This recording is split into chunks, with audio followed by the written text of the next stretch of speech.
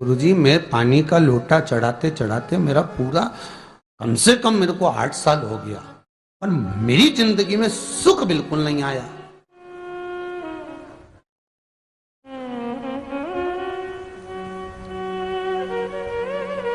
हमने कहा तूने कैसे चढ़ाया, वो भी तो सुने। तो क्या कैसे, क्या स्नान करा और मंदिर जाके लोटा चढ़ाया पानी का। अच्छा, अब मैंने कहा तू चुप रहे।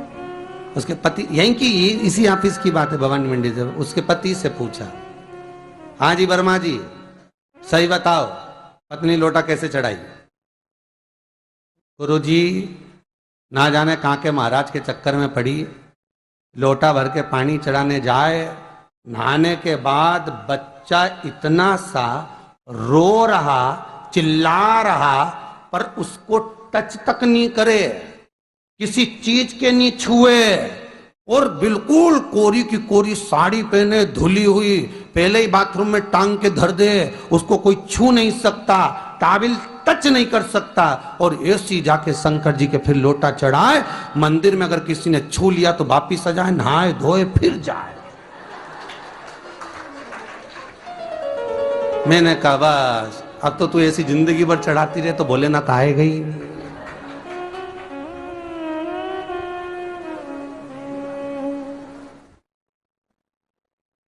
सत्य बोलो रे, मिलेगा। कई लोगों ने पूछा शंकर को रिझाने के लिए कौन से कलर के कपड़े पहने कि शिव राजी हो जाए। शंकर को पाने के लिए कपड़ा बदलने की जरूरत नहीं होती, शंकर को पाने के लिए कलेजा बदलने की जरूरत होती है, शंकर मिल जाता है। कपड़े से शिव कभी नहीं मिला साहब। आप कौन से कलर के कपड़े पहन रहे हो, ये शिव प्राप्त नहीं करोगे हो। सफेद पहन लिए, लाल पहन लिए, केसर के पहन लिया, उससे शंकर नहीं मिल रहा हो। बहुत सारी रुद्राक्ष की माला धारण कर ली, हाथ में भी खूब सारा रुद्राक्ष पहन लिया, यहां पर भी पहन लिया, कान में भी रुद्राक्ष धारण कर लिया, जटा पे भी रुद्राक्ष लगा लिया, उससे शिव नहीं मिलने वाला हो।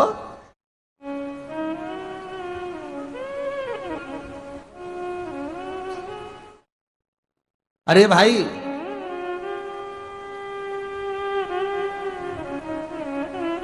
किसके पास में जा रहे हो आप जल चढ़ाने के लिए? जम के बोलिए जरा। शंकर जी के पास। शंकर जी कौन है? तुम्हारे कौन से मतलब नहीं है। भगवान को तो केवल इतना मतलब है कि आप मन कैसा लेकर आए हो। ये तन साफ करने से, स्नान करने से, खूब रगड़ रगड़ के नहाने से, लक्स पेयर से खूब घिस घिस के, नालों ने, क्रीम ने, पाउडर, डेंटिंग पेंटिंग करके फिर भगवान के पास जाओ और बढ़िया 2-4 घंटे तक फैशन करके भगवान को रिझाओ, भगवान रिझेगा? अरे गर्ग संहिता में लिखा है कि शंकर को एक बार प्रणाम करने का फल क्या है कि 10 अश्वमेध यज्ञ के स्नान का जो फल होता है वो मात्र शंकर को प्रणाम करने से मिल जाता है। कितना? 10 अश्वमेध यज्ञ के स्नान का जो फल है शंकर को मात्र प्रणाम करने से मिल जाता है।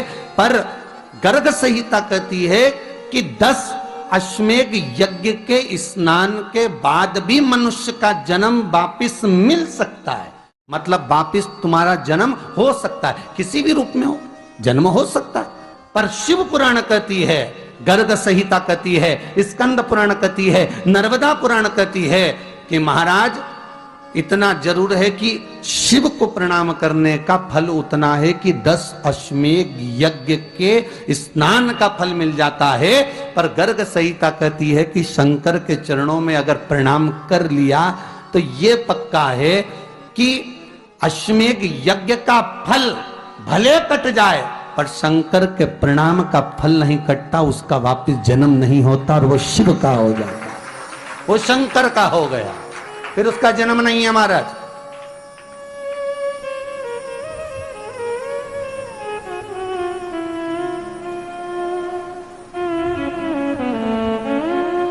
पति से कहा हाथ धो, स्नान कर लो जल्दी से, फिर अपन को चलना है मंदिर। पति बोला नहा लिया एक बार तो दूसरी बार फिर से नहा लो।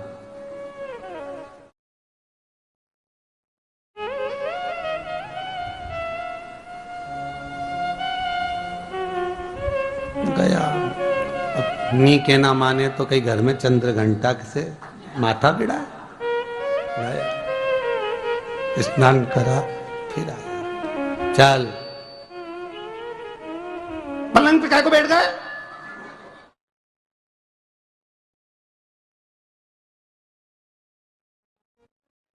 पलंगी तो है।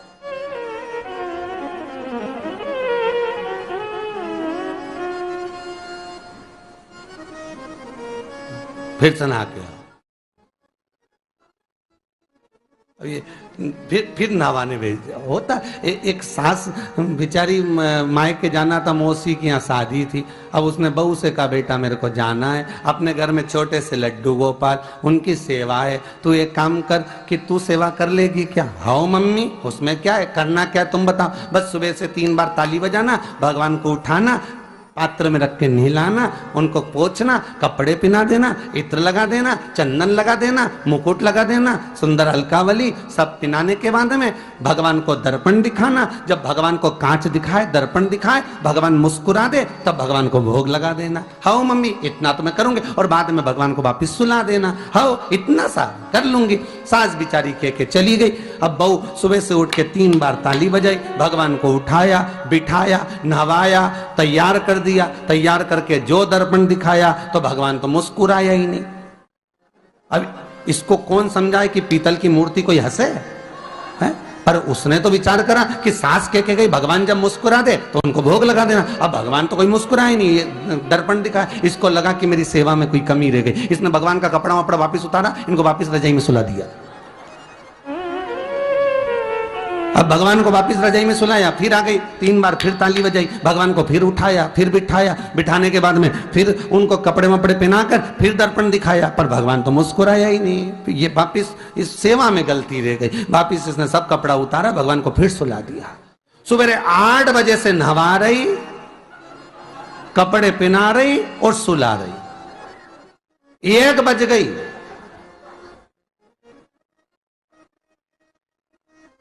कुछ गलती रह गई होगी अपने सास के गई। अब की बार फिर भगवान को नहवाया। भगवान भी मन में सोचे नहवाई नहवा रही, खवा तो कछु ना रही। 28 बार नहवा दिया। इसके बाप का क्या जाए, 29 बार भी नहवा देगी। सर्दी होगी तो हमको होगी, इसका क्या जाए। नहवा ही रही है और खवाती कुछ नहीं, फिर सुला देती है, फिर ताली बजा। अब क्या फिर आ गई और 29वीं बार फिर बैठ गई और फिर भगवान को नहवाया, कपड़े पहनाया और पहनाने के बाद भगवान का श्रृंगार करके जैसे ही दर्पण उठाया, उठा के जो भगवान को दिखाने लगी, भगवान ने मन में सोचा अब की बार तो हंसी दूंगा, चाहे कुछ भी हो जाए। और भगवान दोनों दांत दिखा दिया। जैसे ही भगवान ने दांत दिखाया, इसने दर्पण रखा और जल्दी से भोग लाई, भगवान के जिमाया। भगवान के जिमाया, जिमने के बाद भगवान को फिर वापस सुला दिया। अब ये सुबह से जैसे ही आए तो भगवान पहले ही मुस्कुरा के, क्योंकि भगवान को मालूम है नहवाएगी 25 बार का मतलब उसे चंद हंसी दो,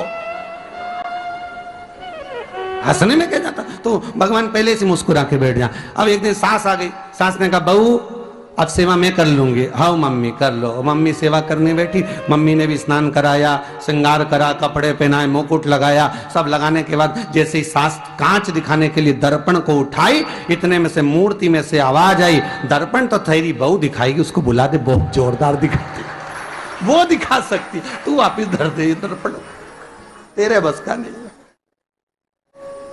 भगवान को भी लगा कि भैया सामने, अब इसमें कोई दिखावा था क्या?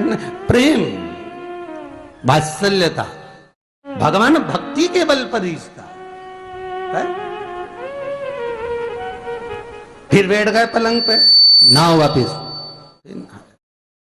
नाते नाते चले, मंदिर पहुंच गए और राम बेलपत्तर तो घर धरी आई। जैसे ही बोली बेलपत्तर घर धरी आई, पति इसको घूर के देखा, 2 बार नवाया है और बेलपत्तर रखी आई घर। ये पति से कहती कि तुम लेने जाओ, उससे पति पहले ही बोल दिया था कि मेरा तो आज घुटना बहुत दुख रहा, बहुत घुटना दुख रहा।